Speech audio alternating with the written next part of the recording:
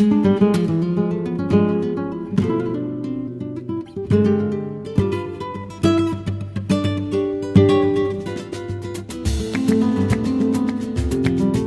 com o programa Fala Preta, são 17 horas 34 minutos.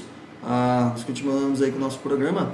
Yandê Recu Arando. Hoje, a música Em Memória Viva do Povo Guarani é a música de fundo que nos acompanha aí. Se você estiver com o seu rádio ligado, você vai perceber essa música tradicional do povo indígena nos acompanhando. Bom, nesse bloco nós vamos falar da questão dos povos quilombolas, dos povos... e o que é o quilombo e o que são os povos quilombolas. Essa fonte nossa é do site GLE10, como sempre, nós usamos aí de referência o portal GLE10, e o texto é exatamente o que é quilombo e quilombola. Os quilombos surgiram como refúgio de negros que escapavam da repressão durante todo o período de escravidão no Brasil, entre os séculos 16 e 19. Como a função era de esconderijo, tiveram sucesso nos locais de mais difícil acesso. Pelo mesmo motivo, se fazia necessário criar laços comunitários e promover uma autonomia para não depender de recursos externos. Os moradores dessas comunidades são chamados de quilombolas. Depois da abolição, grande parte preferiu continuar nos povoados que formaram.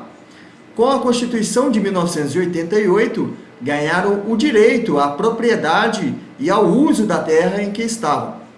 O quilombo mais conhecido, sempre lembrado pelos livros de história, foi Palmares, instalado na Serra da Barriga, atual região de Alagoas, mas pelo menos 2.000 outros deram origens a comunidades hoje chamadas de remanescentes de quilombo ou quilombolas. No que tange à questão da educação quilombola, existe uma proposta pedagógica, que a gente pode encontrar tanto no portal do GLE10 quanto no portal da educação, que a afirmação da identidade nas comunidades negras rurais passa pelo valor da terra e pela especificidade de suas expressões culturais. O conceito e a justificativa dessa educação quilombola é pelo fato da necessidade da gente conhecer a história das comunidades remanescentes de quilombos existentes em todos os estados da federação, e é importante para todos os brasileiros. Quando se fala em quilombos, o brasileiro se reporta ao conceito emitido pelo Conselho Ultramarino de 1740. Abre aspas, toda a habitação de negros fugidos que passem de 5 em parte despovoada, ainda que não tenham ranchos levantados, nem se achem pilões neles. Atualmente, podemos conceituar quilombos contemporâneos como comunidades negras rurais habitadas por descendentes de africanos escravizados que mantêm laços de parentesco e vivem, em sua maioria, de culturas de subsistência em terra doada, comprada ou ocupada secularmente pelo grupo. Os habitantes dessas comunidades valorizam as tradições culturais dos antepassados, religiosas ou não, recriando-as no presente. Possuem uma história comum e têm normas de pertencimento explícitas, com consciência de sua identidade. São também chamadas de comunidades remanescentes de quilombos, terras de preto, terras de santo ou santíssimo. A visibilidade das comunidades negras rurais começou a ganhar expressão a partir da Constituição Federal de 1988, em seu artigo 68 do Ato das Disposições Constitucionais Transitórias, que garantiu a propriedade dos moradores nas áreas supracitadas. Baseados na lei, os quilombolas lutam pela emissão dos títulos definitivos de suas terras. Hoje, os quilombos buscam superar a prática da cultura da subsistência e acreditam na possibilidade de sobreviver respeitando os costumes do passado e os valores ancestrais, procurando estratégias de desenvolvimento sustentável na perspectiva de garantir vida digna.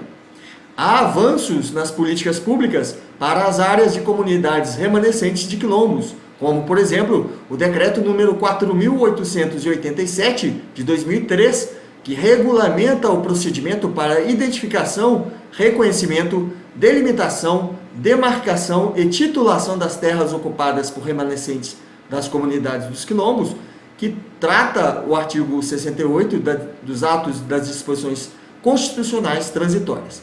Esse decreto apresenta um novo caráter fundiário, dando ênfase à cultura, à memória, à história e à territorialidade, uma inovação no Brasil, que é o reconhecimento do direito étnico. O estudo da história dos quilombos contemporâneos é de suma importância na afirmação da identidade do povo brasileiro e de sua inclusão no currículo da educação básica. É fundamental para a formação da nacionalidade. Na área educacional, há alguns marcos, como a publicação pela Secretaria de Educação Fundamental do MEC, do livro Uma História do Povo Calunga, em 2002, sobre a saga da comunidade do norte de Goiás. A metodologia utilizada na pesquisa para o livro baseou-se num trabalho de campo de corte etnográfico que constitui, numa ação pedagógica nas escolas de referida comunidade, um trabalho conjunto entre a equipe do projeto e os alunos e a comunidade. A proposta da educação quilombola, no seu programa Salto para o Futuro, é de possibilitar que professores repensem, à luz da experiência dos quilombos contemporâneos, o papel da escola como fonte de afirmação da identidade nacional, e é um desafio desenvolver na escola novos espaços pedagógicos que propiciem a valorização das identidades brasileiras via um currículo que leve o aluno a conhecer as suas origens. Há uma demanda antiga dos movimentos negros, de professores e de setores da sociedade brasileira, no sentido de que a escola formal desvele esse conhecimento. Com a alteração da lei número 9394/96, que é a Lei de Diretrizes Básicas da Educação Nacional, LDB, pela Lei 10.639 de 2003, que estabelece a obrigatoriedade do ensino da história e cultura afro-brasileira e africana na educação básica, torna-se oportuno e agora obrigatório o estudo dessa parte da história do Brasil. As diretrizes curriculares nacionais para a educação das relações étnico-raciais e para o ensino da história instituem normas para a implementação da referida lei. É obrigação, então, da escola a transmissão da história dos quilombos contemporâneos e de sua situação atual, difundir esses saberes dessas populações entre tantas as crianças brasileiras é pertinente como um meio de compreensão e de afirmação da nossa identidade multiétnica e pluricultural, em que se deve basear a defesa consciente dos valores da cidadania. De uma forma mais abrangente, para a sociedade brasileira como um todo, também é importante esse conhecimento. Então, esse aí é a importância da educação quilombola, da educação da cultura afro-brasileira e africana no ensino básico. Muitas das escolas brasileiras não cumprem esse papel. Nós, na nossa escola, com o coletivo de jovens negros, visitamos esse ano o Quilombo São José, que é um quilombo aqui perto no estado do Rio. Nós levamos um grupo de 15 alunos para visitar esse quilombo e eles verem a importância da organização e da manutenção da cultura e da ancestralidade em vários aspectos na sua formação enquanto indivíduos. Ok? Agradeço aí então.